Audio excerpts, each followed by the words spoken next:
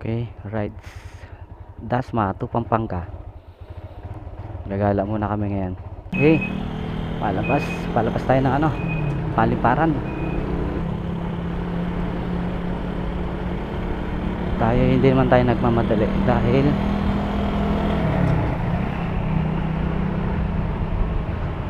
natin kailangan magmadali. Sana wag natin makasalubong yung ulan na yan, oh. Yan. Kita nyo, dilim, nakapal ng ulap. Okay. Dito tayo sa Molino, Paliparan Road. Tagal-tagal na rin ako hindi nakapunta ng Pampanga. Kulang-kulang 2 taon na rin simula nang umalis ako sa aking trabaho na pinapasukan. Ngayon, silipin ulit natin ang Pampanga. Dadaanan ko rin yung Century Azure. Galing na nga pala tayo sa Azure.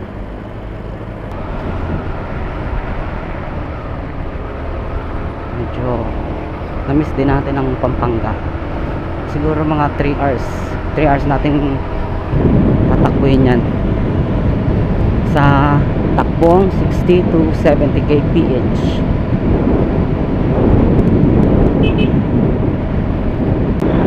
Huwag lang talaga sana tayo abutin ng ulan. Hassle masyado sa biyahe pag umulan kasi susot ka ng kapote, tapos yung Bulacan pa MacArthur Highway bahain. Ganda pa ng kalsada ron, lalaki ng lubak, Kaplanggana. Pupultang ko rin pala tong ko,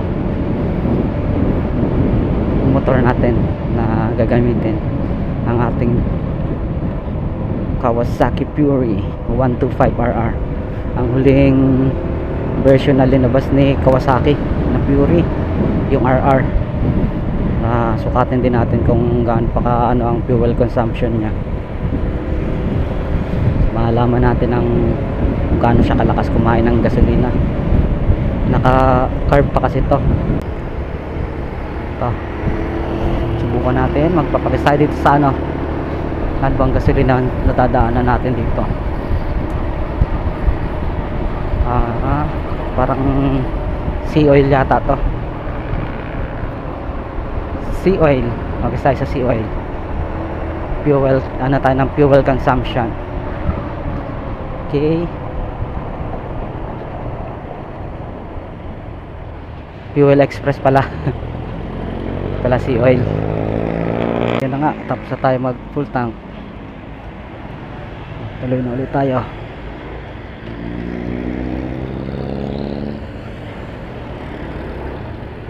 Okay, lapit na tayo lumabas.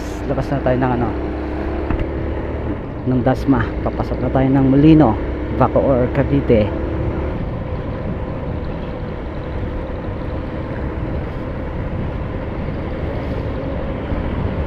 Ganda bumiyahe ngayon kasi wala masyadong sasakyan. Ingatan sana tayo ng Panginoon na ilaya tayo sa anumang uri ng disgrasya at kapahamakan. Parating sana tayo ng ligtas sa ating pupuntahan.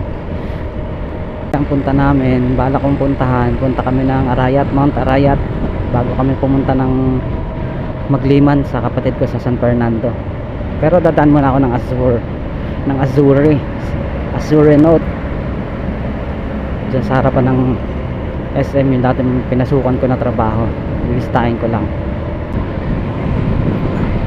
Ito na naman, lapit na tayo, approaching tayo sa SM Molino.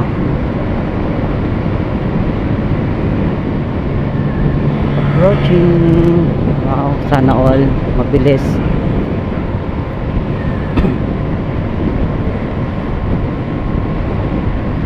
Yung ulap ang kapal-kapal, 20 BPM. Diyan ako nadaan pag napasok sa trabaho itong way na to, papuntang Daang Hari. Dadaan ka ng Somo, South Molino.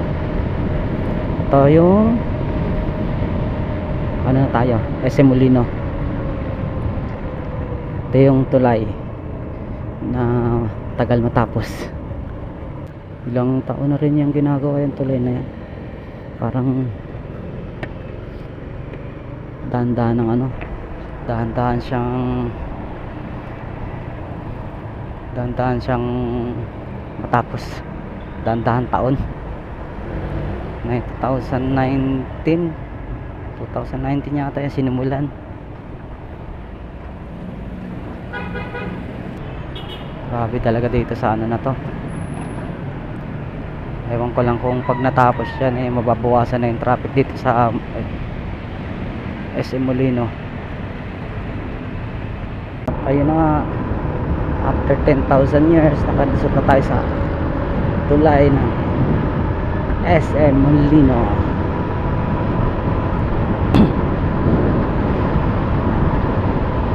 Okay,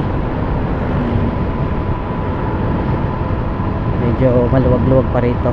Sana tuloy-tuloy lang yung luwag na ito hanggang makarating tayo ng Pampanga. Why?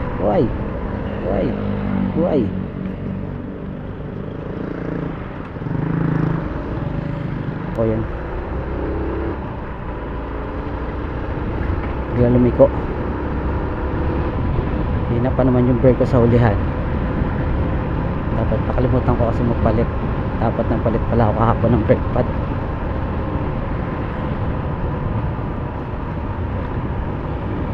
Pangit kasi ng brake pad na nabili ko sa online. Hindi siya makapit. Lalo pag basa madulas yung ano, brake pad, dumudulas lang siya, hindi siya kumakapit. Kaya kapalitan natin yan. Siguro pagdating ko na lang sa Pampanga. Andito na nga kami. Tagal-tagal ko na dito sa Cavite. Hindi ko pa alam kung anong tawag kung lugar, anong tawag dito sa highway na to, yung way papuntang St. Dominic. Hindi ko alam ang pangalan na itong highway na to.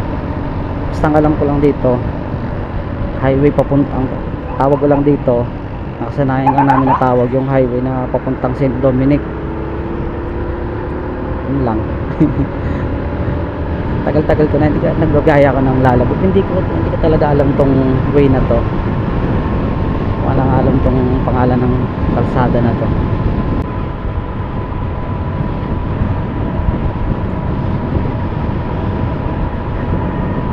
Mamaya tuturo ko sa inyo kung saan na disgrasya yung aking kapatid kasama ng bayaw ko, asawa niya. Nakatulog kasi siya nakatulog yung bayaw ko, nakatulog habang nagdadrive. Puyat kaka-ML. Mahirap talaga mag-drive ka ng ano, ng puyat, kulang sa tulog, wala sa kondisyon. Ako po, maambon-ambon pa. Huwag naman sana. Hassle masyado. Ayoko talaga yung bumabiyahe ng ano, umuulan. Hassle masyado yung kapote. Sabi naman sana tayong abutin niya. Ano yun? Kita nyo pa yan, ulap na yan makapal. Kasing kapal ng mukha ko. Uy, lusot.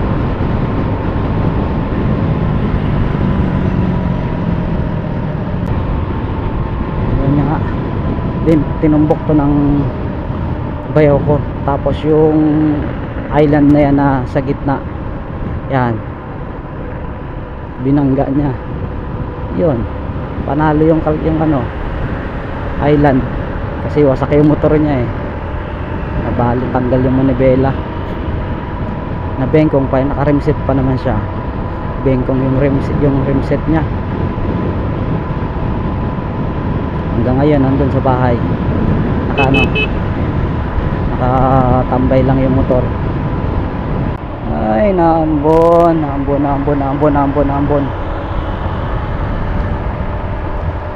Ba yan? Marunong makisama. At ayun na nga, nabot nga kami ng ulan. Samantala, sumilong muna kami. Dito na kami ngayon sa Sapote. Grabe namang ulan yan, hindi man lang naawa. Sabi na nga wala kaming dalang kapote Talaga may binuhos na talaga. Sana huwag na namin masalubong yan. Andun siya umikot. Umikot siya ng ano. Sana hindi na namin masalubong. Ay ikot din kasi kami.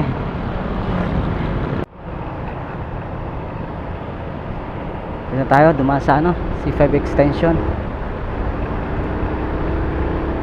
Iwasan na natin yung traffic dun sa ano, service road. Traffic kasi. Kala ko maluwag na ngayon ang kalsada. Traffic pa rin pala. Tayo mag C5 extension na lang tayo. Sa totoo lang naman kasi 1 kilometro lang naman yung ano nito, diferensya kung doon ka dadaan sa may service road tsaka dito. Mas lamang lang to rito ng ano, 1 kilometro. Dito ka na dumaan, 1 kilometro lang yung lamang, pero tuloy-tuloy naman yung takbo mo. Kumpara mo naman doon na pahinto-hinto ka, traffic, dami sasakyan, tadaan ka ng palengke, ng sintahan. Dito tuloy-tuloy na. Labas mo na nito sa may airport, tapos papuntang terminal 2. Yung terminal 2 pa kakanan na yan, tapos yung kaliwa yun naman yung papuntang Baclaran. Yung ulan na dinaanan namin dun sa may papuntang St. Dominic, andito pala bumuhos din pala dito sa may C5 extension. Sa lubong pa rin tuloy yung baha, yung basa na kalsada. Nako, mahirap na ito pagdating sa may dulo, umuulan na naman. Walang yan. Walang kawala. Tinakasan ko na nga yung makapal na ulap eh. Nasa lubong pa rin pala dito. Okay na nga, nakalabas na tayo sa C5 extension. Dito tayo sa ano, airport. Ayan, airport to. May aeroplano na ano, to take off. Ayan, nasa dulo.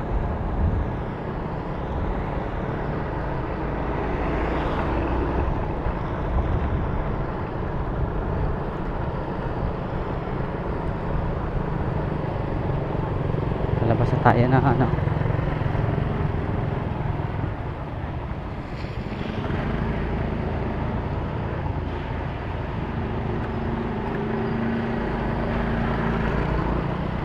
ay lalim nun ah. At ito na, antayin na tayo pa ano, tayo pa Baclaran.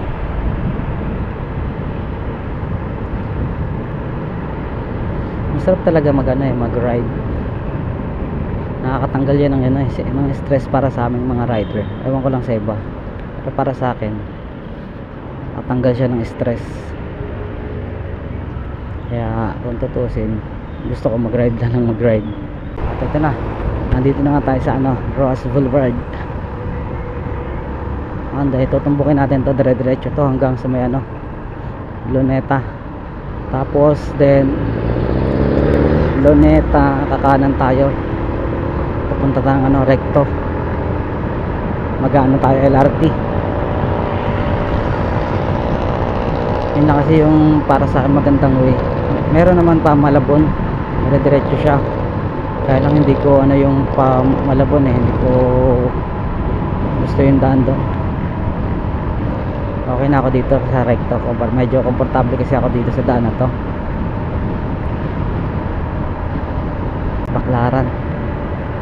Baclaran,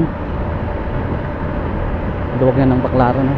Samantalang mga taong 2005, 2004 di madaanan, hindi yan madaanan yung kabilang way na yan dahil sa kapal ng mga nagtitinda, sa dami.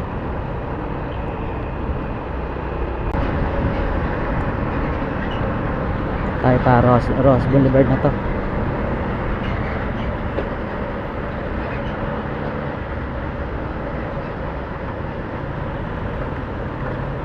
Tayo ng ano, flyover.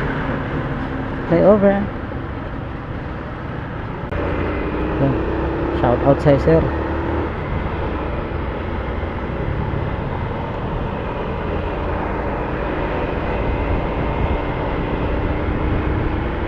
dito na nga tayo. Ang ilalim nito ay EDSA.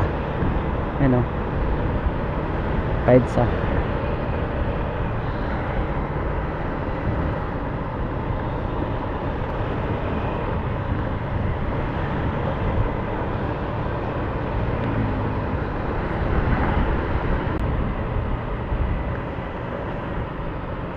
Grabe naman, akala ko maluwag. Traffic pa din pala, hindi maganda yung ano, daloy ng ano, sasakyan. Ang dami pa rin palang sasakyan ngayon na biyahe. Holiday. Bagay kasi bukas pa. So, siguro kahapon siguro maluwag yung kalsada rito. Linggo.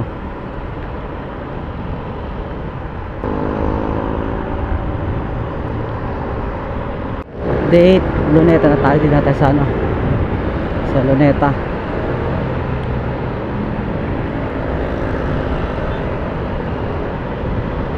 Ngayon lang din na dito ako nakapunta rito.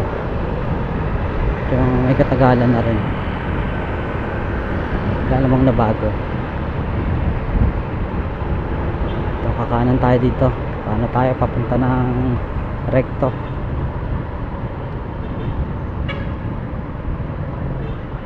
Kanan tayo, kanan.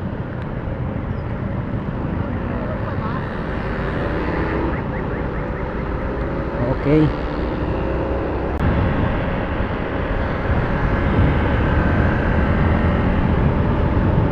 Approaching ano tayo, Lawton.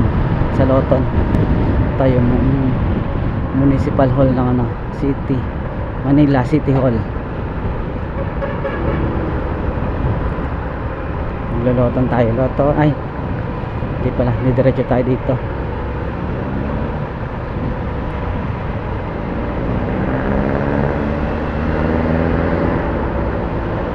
Okay, sarap talaga mag ride. Gusto ko talaga mag ride kahit gaano pa kalayo yung pinupuntahan. Hindi talaga ako napapagod pa. Parang normal sa akin yung mag-drive kahit gaano pa kayong kalayo. Motor lang yung sumusuko sa akin eh.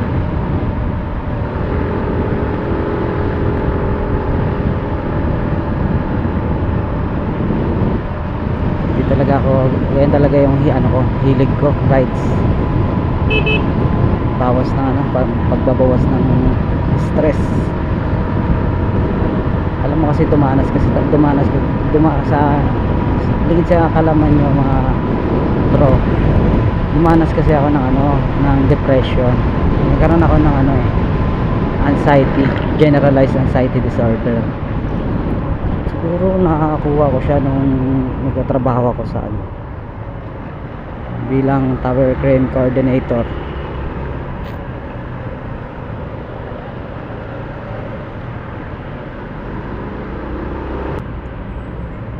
Sobrang stress kasi ako noon nung ano pa ako bilang coordinator ng ano, tower crane.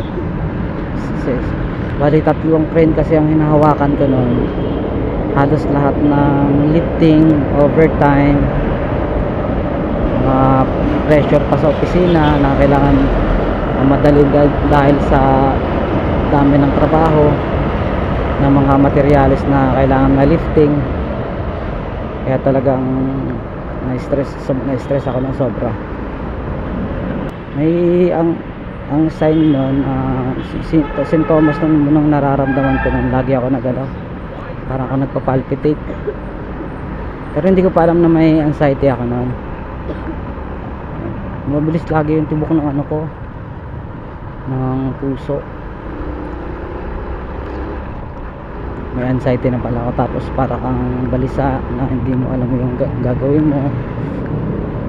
Parang natatakot ka, parang ganon. Tagal kong ano yun, tagal kong dinala yun bago ko naisipan magpa-check up sa ano, psychiatrist. Kasi ano na ako sa sarili ko na, ano kaya nangyayari sa sarili ko? Sabi ko, ano kaya nangyayari sa sarili ko? Parang sabi ko sa sarili ko, parang may kakaiba sa pagkatao ko, na parang hindi ko malaman kung anong nangyayari sa akin. Pero parang pakiramdam ko hindi talaga normal, kasi parang isipin kahit nanonood ka ng TV matatakot ka, parang ganon. Pero ano na yon, yung naramdaman ko, nakaramdam ako ng ganon, talagang malala na yon. Kailangan ko na talaga magpa-check up noong mga time na yon. Alam mo ba, pag ang tao may sakit na depression, sa lahat ng bagay wala siyang gana, tamad lahat, parang ayaw kumilos,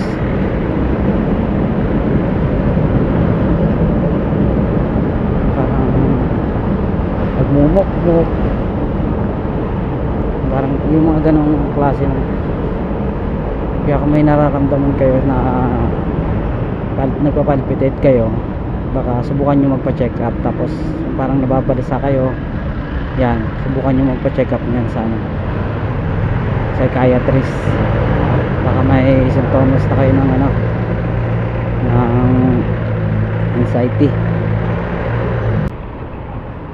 Tsaka alam mo ba na ang taong dumadanas ng anxiety laging may GERD, yung gastric, yung parang acidic siya lagi. Acidic lagi yung niya, yung tiyan. Tapos masakit yung balikat, gawa na stress siya, lagi siyang yung parang yung balikat na feeling mo may nakapatong sa sa balikat mo. Ganun yung laging stress. Ako noon ganun ang nararamdaman ko, laging masakit ang balikat ko, laging kala mo laging may nakapatong na mabigat. Tapos lagi kang may acid, laging may acid yung tiyan mo.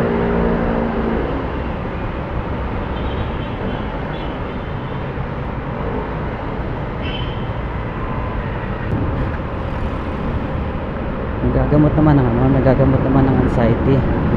Kaya huwag mahiya pumunta ng psychiatrist. Huwag mong isipin na papagamot kayo kasi ganito, nakabalo na kayo. Hindi naman lahat ng pupunta ng psychiatrist o ng mental hospital ibaliw na. Siyempre kailangan mo ng gamot. Kasi anong gusto mo na papacheck up ka, makikita ka ng tao na pumunta ka ng mental hospital,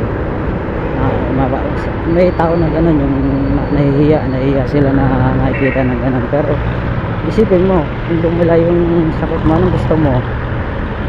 Makikita ka ng tao na tumatakbo na nakahubad, walang damit, ganun. Ano yung mas nakakahiya doon? Siyempre, di ba, yung mas malala yung makikita ka ng mga tao na wala kang damit, naglalakad sa kalsada, nagsasalita mag-isa.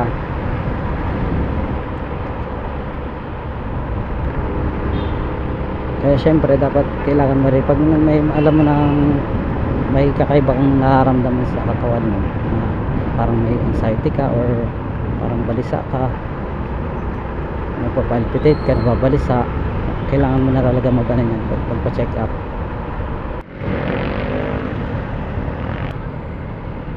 Update dito naman pala tayo sa monumento. Pasok na tayo ng Valenzuela. Valenzuela.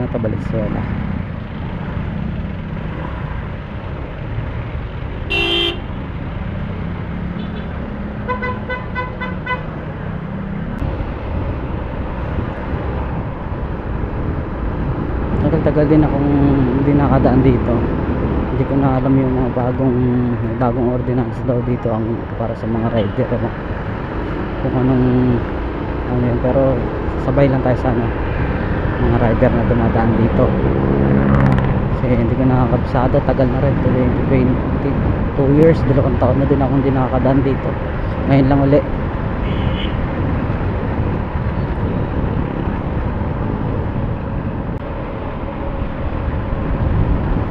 balik na tayo sa ano, sa usapan na anxiety. Yun, gumaling naman ako, pero siguro mga 2 years, 2016, tagal din, 4 years ako may maintenance ng gamot. Pinapatigil na sa akin ng ano, ng doktor yung pag-inom ng gamot, kaya lang parang yung katawan ko kasi parang dumipende sa gamot,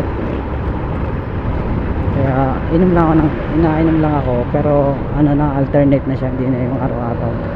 Kunyari inom ako ngayon, tapos next day hindi ako inom, susunod na araw naman ako inom. Ayun yung mga ganyan ng mga 2 years na nagagamot ako, 2 years, 3 years, nagkaroon na ng agwat yung pag-inom ko ng gamot, hindi na araw-araw. Hindi katulad dati nung unang ano ko pa lang na-diagnose ako na mayroon akong anxiety. Yan, araw-araw ako nainom ng gamot.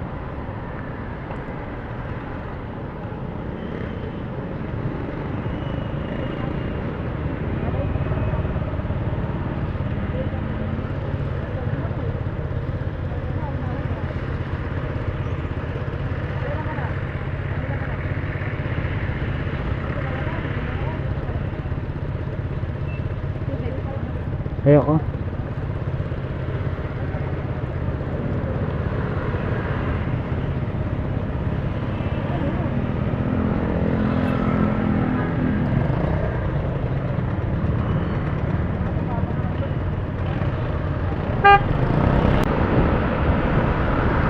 Yan.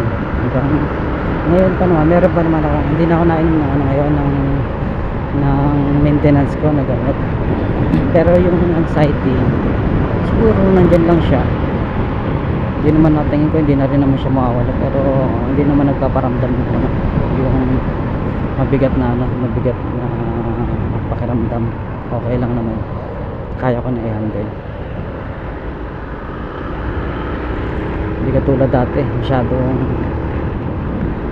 sagabal na sa trabaho, sa pang-araw-araw na ginagawa ko, naka-istorbo na. Kaya pina-check up ko na, check up ko na talaga siya.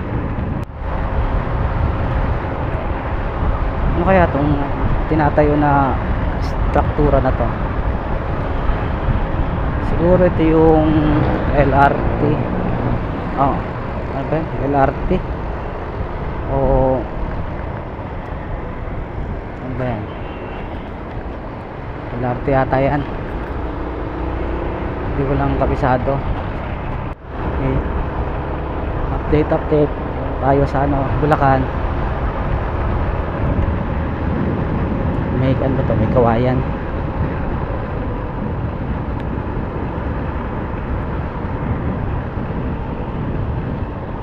Parang hindi naman baho yung ano nila, ilog ah. Katulad dati pag dumadaan ako dito sa lugar na to, amoy mo talaga yung baho yung baho ng ilog. Sangsang yung ano, masakit sa ilong. Ngayon parang okay na yung amoy niya, hindi na ganun ka baho.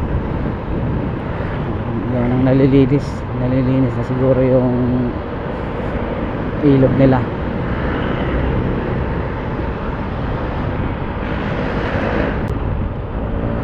So pagkakalam ko sa lugar na to, ano to, Marilao, Bulacan.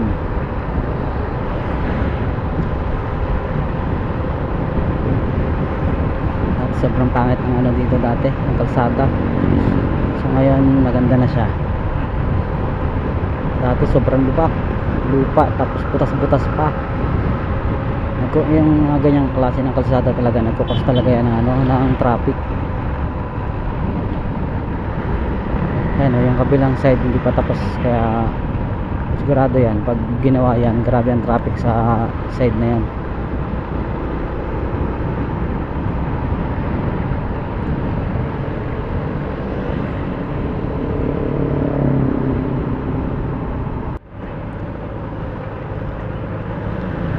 Marami na din pala magandang kalsada dito sa Bulacan. Ilan na lang yung yung mga lubak-lubak,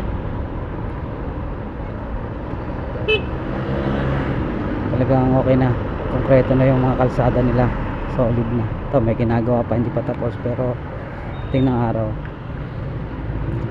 tapos na rin, magagamit na rin yan ng mga motorista. Yun, lalampasan na natin yung ginagawang kalsada. Saan lugar na ba to? Ito na to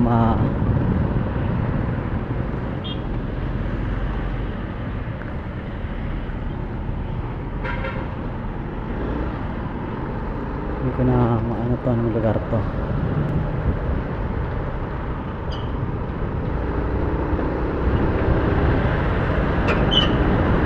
Ay, yan, dito tayo, akit tayo ng ano, flyover. Magana tayo, Balagtas, Malolos. Okay,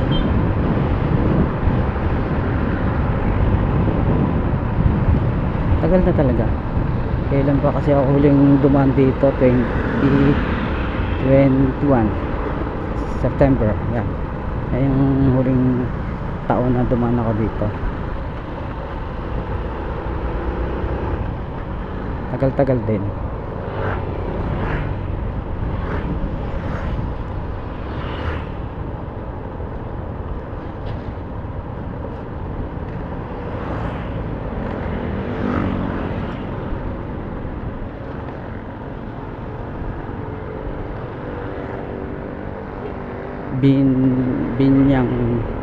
Binyang second, ay Bukawi na pala, Bukawi River Town Wonders. Uy galing hindi na talaga mabaho yung amoy ng ilog, hindi na siya mabaho katulad dati. Nice. Bulacan, galing yung mga taga Bulacan, ha. Nag-stop over lang tayo sa ano, sa Caltex kasi umihi si Mrs. Tuloy ulit tayo.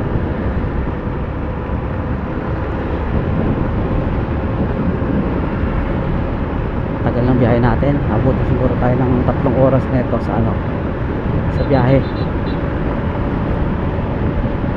Gawa na yung ulan kasi, pahinto-hinto kami pag may makapal na ulap, umuulan kasi mababasa yung camera natin.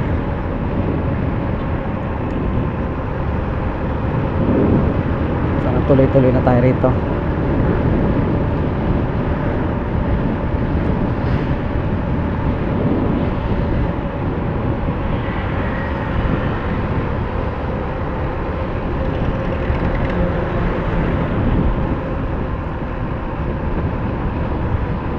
Saan kaya parte dito yung balita sa TV na lubog sa baha?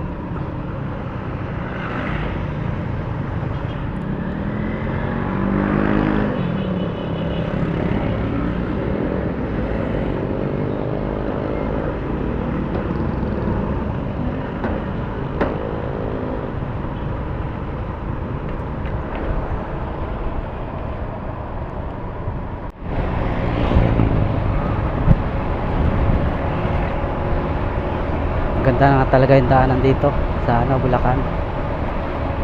Wala na yung ano, wala na yung mga kaplanggana na ano, nalubak. May pailan nila na lubak pero okay na, hindi na ganun ka lalaki yung lubak na madadaan.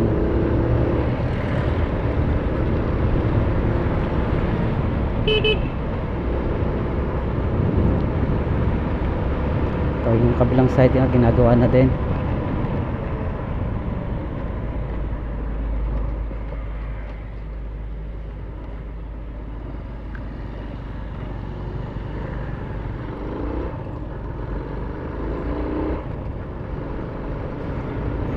Sigurado yan pag nagawa yan, talagang may maano na sa mga motorista yan.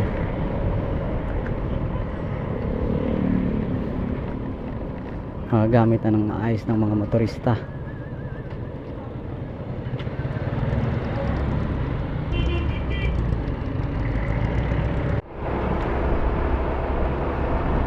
date Giginto Bulacan. Dito na tayo sa Giginto. 9 alas 9 na.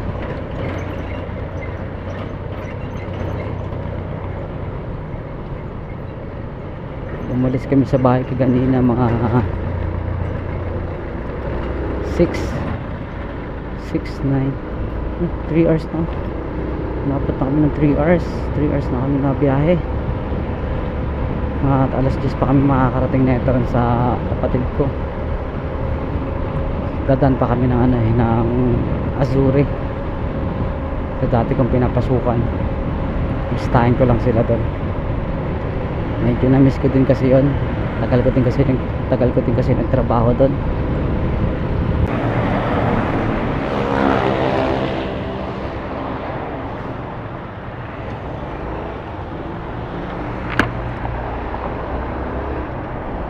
Ay, nagpalit lang ako ng battery. Ay, nanobat kasi yung ko, battery.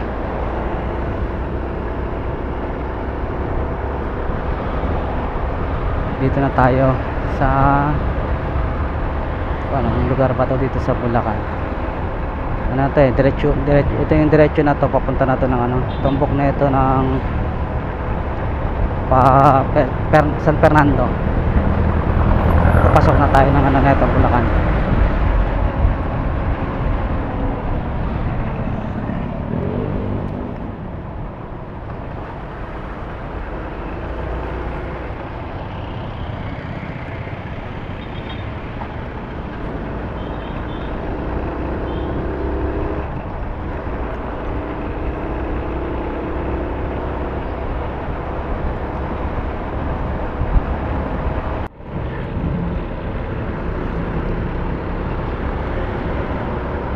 Grabe na lumusot yung ko, preno. Nagpalit pa ako ng preno dun sa ng brake pad dun sa gasolinahan. Ubos eh. Update nga pala, dito pa rin pala sa Malolos.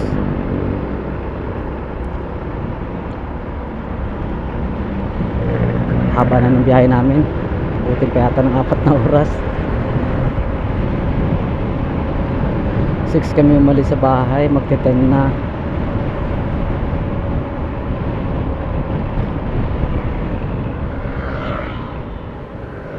Anong oras na?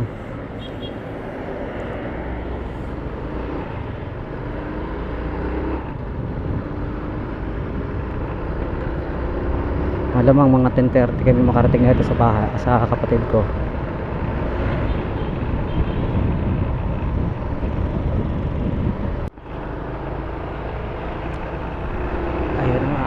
Dito na tayo sa Pampanga. Ito yung welcome ng ng Pampanga, yung arko nya. Okay, medyo malapit-lapit na tayo.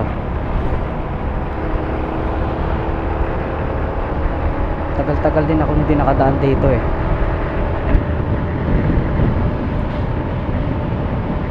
Kanina nga dun sa naligaw pa ako. Lumampas pa ako. So may papasok pa ako ng expressway. Napasukan ko, papasok ng expressway. Grabe naman. 2 taon lang akong hindi nakapunta ng Pampanga. Dami ko na kaagad nakalimutan na daan.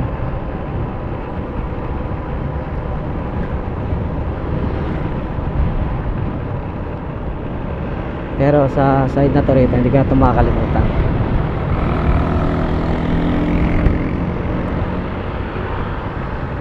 Tanda ko na to eh.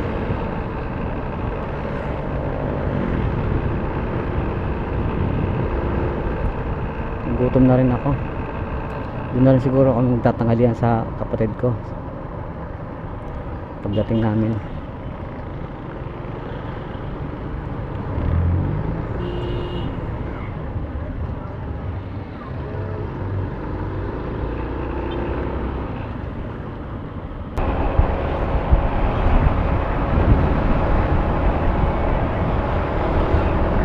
Punta na tayo ng Kapalit. Kapalit na to.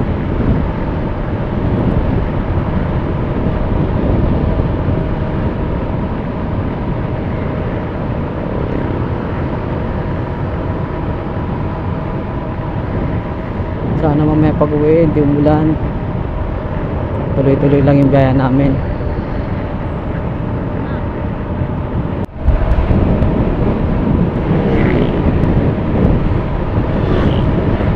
Pasok na tayo ng ano, San Fernando, San Fernando, Pampanga.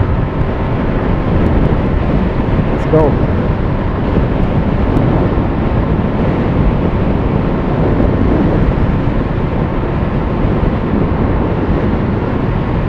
Medyo malapit na rin tayo sa pupuntahan natin.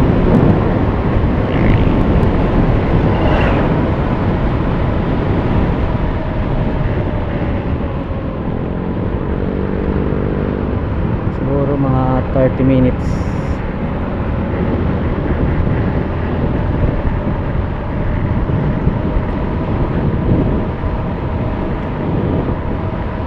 Sarap talaga mag rides, lalo pag mga long rides. Sa 28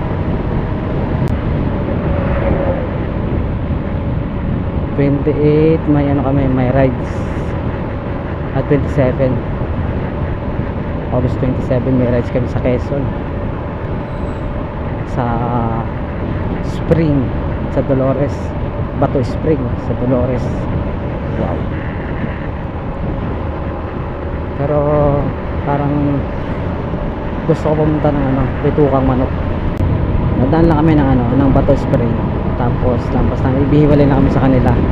Mag-ano kami ng misis ko, magbibitukang manok sa Timunan.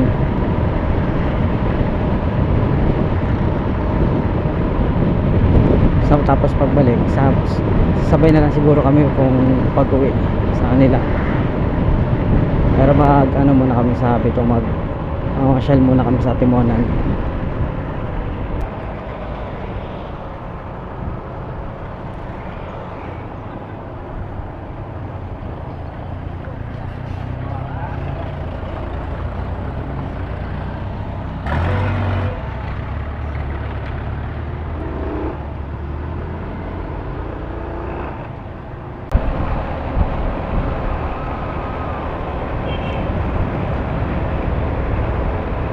San Fernando na tayo, San Fernando, Pampanga.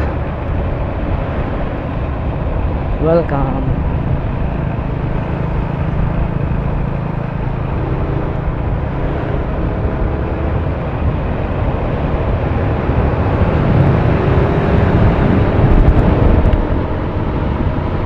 Okay, 30 minutes.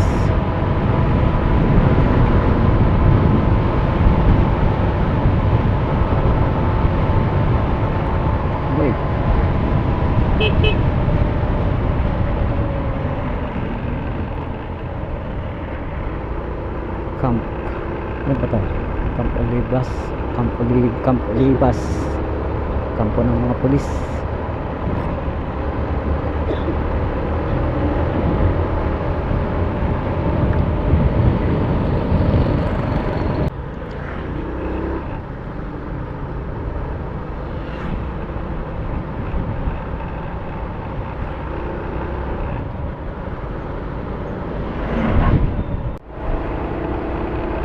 So ayun na nga, nanggaling na tayo ng Asar. Papunta na tayo ng ano, papunta na tayo ng Maglima sa kapatid ko. Ayun o. Tuloy-tuloy na to.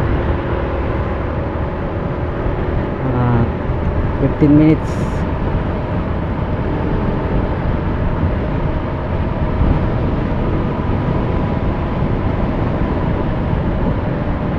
Kainit na masyado yung panahon. Kaya lang maulap naman siya. Huwag lang sana talaga umulan mamaya pag uwi.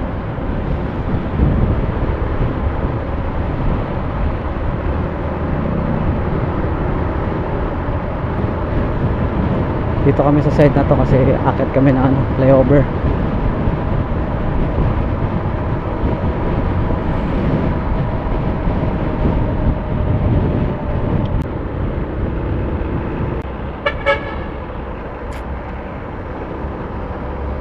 Gusto ko sa mga rides yung malalayo. Pumunta ka ng ano, gusto ko pumunta ng Baguio. Gusto ko pumunta ng Baguio, Pagudpud.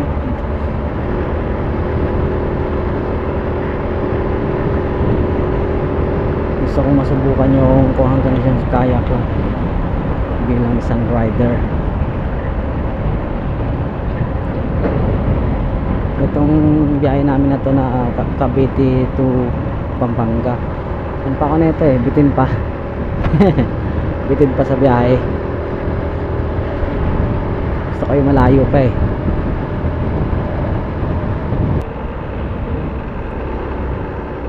pangalawang flyover punta Magliman. Gusto ko rin sumali sa mga Philippine Loop.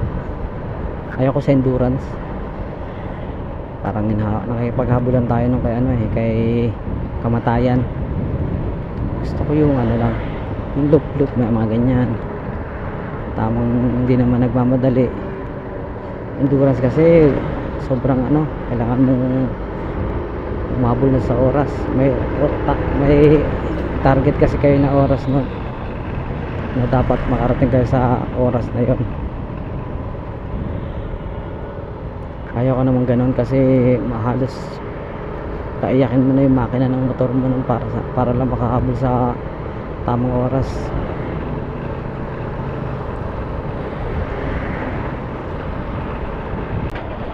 At andito na tayo sa Magliman. Kanan na tayo rito.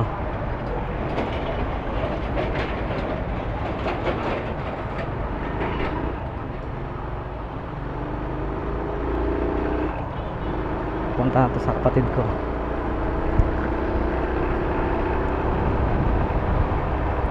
Malapit na rin naman ako mga bro. Dito ko natatapusin tong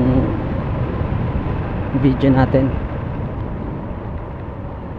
Salamat nga pala sa pagsama nyo sa akin hanggang dito sa San Fernando, Pampanga. Next video ulit siguro sa pag nag-Atimonan kayo Atimonan, yan ayun ang next video ko. Sige mga bro, salamat sa panonood. Sa sunod ulit mga next videos.